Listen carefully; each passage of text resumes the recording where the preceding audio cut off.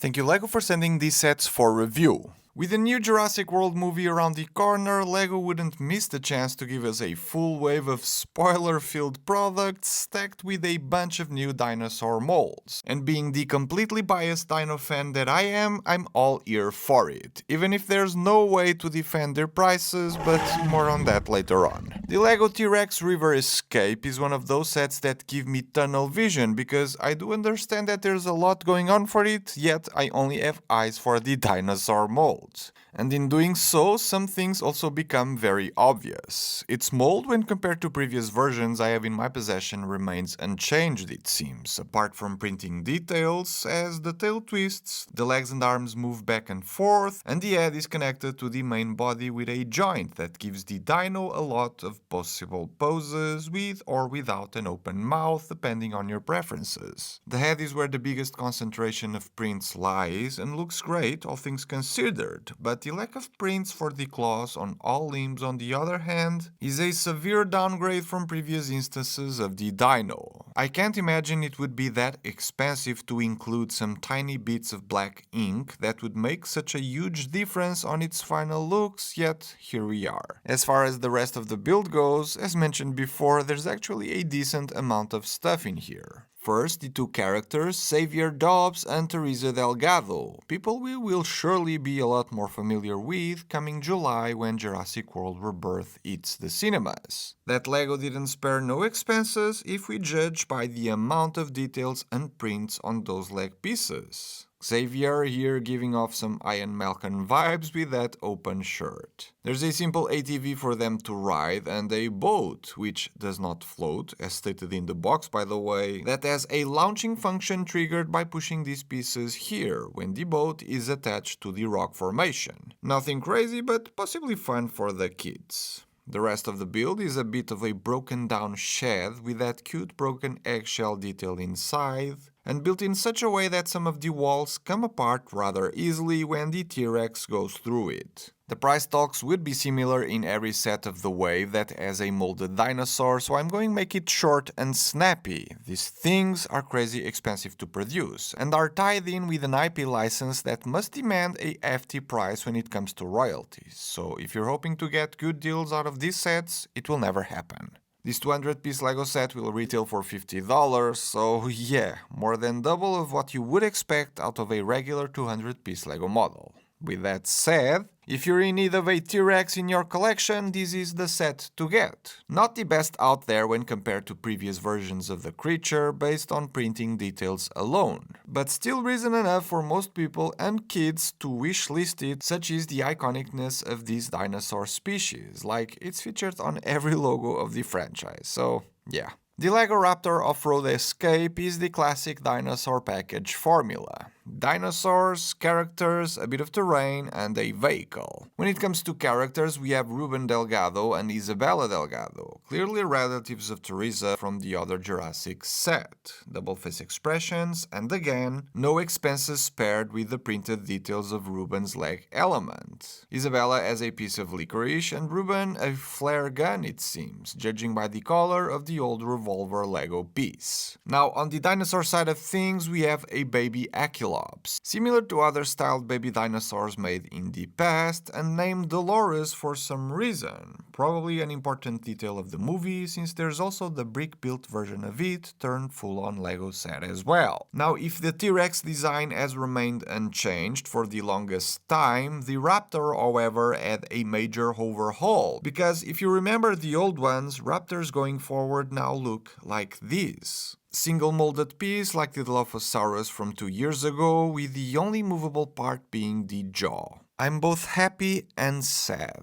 The old Raptors were amazing and highly posable characters, some of my favorite dinos from my collection, with the only downside being that the relative scale to minifigures made them larger than they would be in real life. The new ones fixes that, makes for a cheaper production element when compared to the 7 parts the old one required, and while I understand all of the reasoning, I'm still sad about it. But at the end of the day, kids, the target group of these types of products, will surely be thrilled about it, and that's what matters, right? Right. To compensate the lack of movement of the dino, this small terrain build exists, packing a neat hidden function within. If you place your raptor in here and push this from the back, you'll be able to recreate clever girl scenes, if you know what I mean. That's pretty cool if you ask me. The mechanism itself is very straightforward and simple, which makes it even cooler, so pretty good stuff here. The larger chunk of pieces used on this set was spent on the off-road vehicle, which looks beefy in a good way.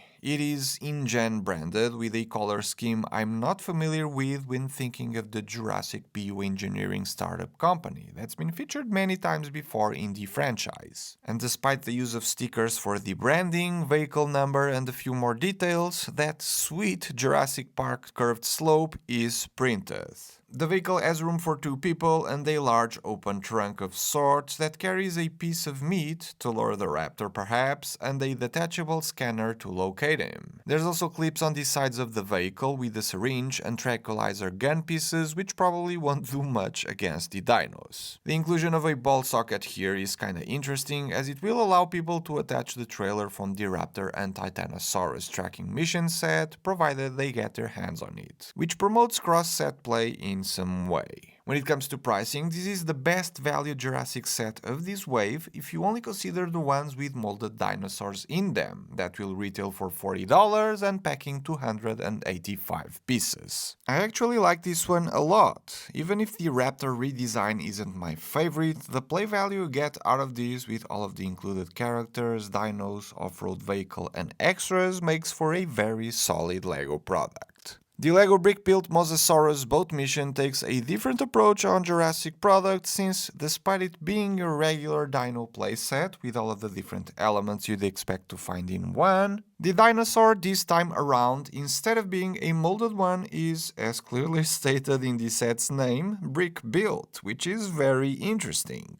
Now, before diving into it, there's 2 characters here I know nothing about yet. Atwater and Leclerc, single-face expressions, clearly equipped for a jungle mission, and again, with the over-the-top printed leg pieces. They have this speedboat for their mission that does not float, mind you, as its all is built out of a couple different pieces for a surprisingly seamless result. The sticker placement wasn't so seamless though, and in hindsight I should probably have placed them near the edges of the pieces so you wouldn't see the color lines in between. Above, plenty of spots and jumper plates to place the characters, or the syringe case you'll be seeing in all of the bigger Jurassic sets from this wave. On the back, a tracker for the Mosasaurus, magnifying glass, tranquilizer gun, and in front of it all, the place from where the characters can steer the boat. There's also a few rock builds coming out of the water to possibly play a scenario where the boat gets stuck there somehow. And with all of the extras covered, all there's left to look at is the Mosasaurus. Even though I am the biggest fan of the molded dinosaurs, I gotta say that the brick-built approach on this one was a great choice. There's a lot of different inch sections on the main body that make it possible for it to be posed and played with in a very lifelike way. And despite the fact that I would still like for LEGO to color these ball joint elements differently than grey, it does not distract me from the main color scheme of the creature, mostly dark brown, olive green, and white for the dorsal area. And looking closer, you'll notice that these curved slopes above are actually prints, same with the pair of slopes for the eyes. The head section is attached to a single ball joint, which allows for a bit more movement, and the jaw, as expected, opens. The fins have the same kind of freedom, and building this was actually kind of fun, where in the building instructions they have you start with the tip of the tail, so to speak, and then move forward, leaving the best for last. As shown in the instructions, the rock builds can be used to display the Mosasaurus on top it seems, but I can't seem to find a fitting position for that. The relative scale of the dino versus the boat makes for a very unfair fight for the humans, which will surely make for a great playtime in kids kids' eyes. Now, contrary to LEGO Jurassic standard pricing strategies, this set will retail for $60 while packing over 850 pieces, which is kinda crazy. Mind you, there's lots of small 1x1 pieces that were used for the Mosasaurus detailing, but still, that's nowhere near what you'd usually see with sets with molded dinosaurs. So if you still don't believe me, here's your proof. Production costs of molded dinosaurs are crazy high when compared to the good old LEGO bricks. The Raptor and Titanosaurus tracking mission, as the name implies, as both dinos mentioned, packs 582 pieces and costs almost twice as much as the brick-built Mosasaurus set. The Spinosaurus and Quetzalcoatlus air mission set, with close to 1000 pieces, barely 100 more than the Mosasaurus set, will retail for 160, just because of these guys. Brick-building dinosaurs won't always work, especially for the smaller-sized species, but I think this one was pulled brilliantly, and surely something LEGO could consider doing more of in the future. I still love the molded dinosaurs myself, and they're far better toys for kids to handle and play with, but life always finds a way, you know? And LEGO definitely found something worth exploring here, so if you care about the theme, you really can't go wrong with this one. The LEGO baby dinosaur Dolores Achelops is the other brick-built dino of the newest Jurassic wave, a baby at that must be a somewhat popular kind of model, as this is the third like it the theme does in this style. The formula remains unchanged. Cute looking dinosaur with lots of joint movements, making some LEGO mech designs pale in comparison. There's the wagging tail, legs that can be moved back and forth, feet that can be posed and rotated, arms with a ton of possible movement, and the head resting on a ball joint as usual, with a tiny mouth that can be opened to eat some of the greens included.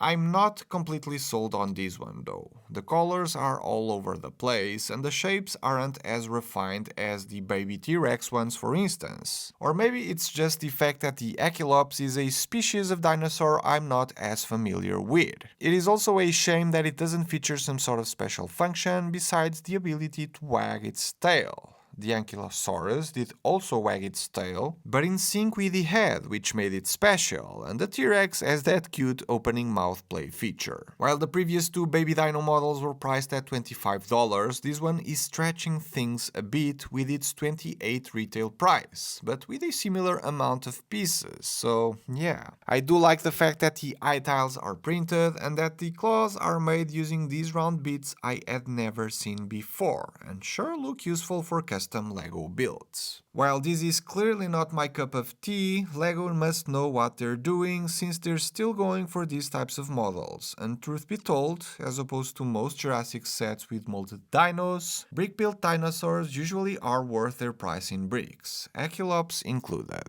The LEGO Raptor and Titanosaurus tracking mission has a lot more going on for it than what the front box shows, though understandably so, the spotlight was given to the big guy, but more on him later on. As far as characters go, 3 are included in this set, a bit more tame when it comes to leg prints, but still nicely detailed overall. Martin Krabs, Dr. Henry Loomis, and Black Widow under a Zora Bennett disguise. Good to see her alive and in good health. All are stacked with items to help with their mission, including a few vehicles, an old-styled bike, and an off-roader vehicle with a trailer. There's lots of clips here to keep the minifigure items properly stored, and like the Mosasaurus boat mission set, this one also has one of those syringe cases that can be removed from the trailer. This one has a Titanosaurus tracker and antenna, and I really like the sleek look of the off-roader vehicle. InGen vehicle number 8, featuring yet another of those cool curved slopes with the Jurassic logo.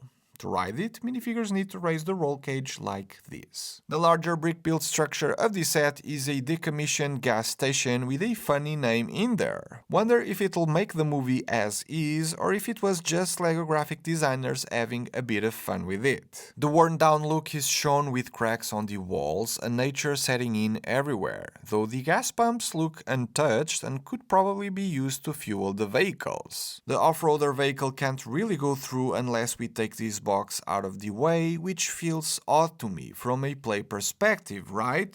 Why wouldn't you want the vehicles to drive through? And again, I can't stop smiling by looking at these stickers. No dinos allowed inside with this one, and a closed sign on an open 24 hours establishment. Inside, besides the odd nature elements, it almost seems this is still a working business, with a counter, a slushy machine perhaps, and a microwave with sauces on top. The rotten hot dog might not be the great to consume though, even if you can still find money to pay for it outside. The roof can be accessed through a ladder on this side of the build, and we can clip a brick-built drone in here for dino surveillance and tranquilizer missions. The build not shown in the front of the box is the small campsite with a slim but nice looking tree on one side and a tent on the other. You can open like so, revealing a sleeping bag inside. And in the front, a campfire with some utensils going on for a cozy breakfast among dinos, the raptor and the Titanosaurus, which comes in play because it can stomp the tree down,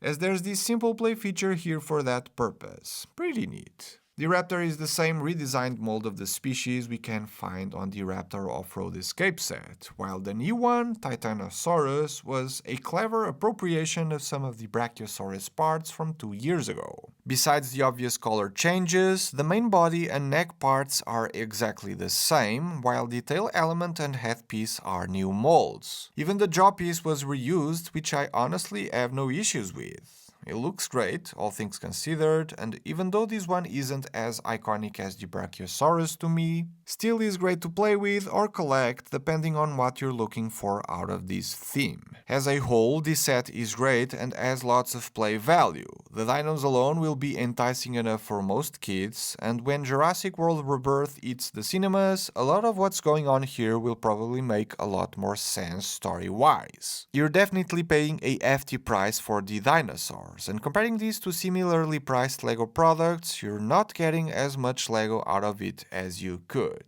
But dinosaurs, man.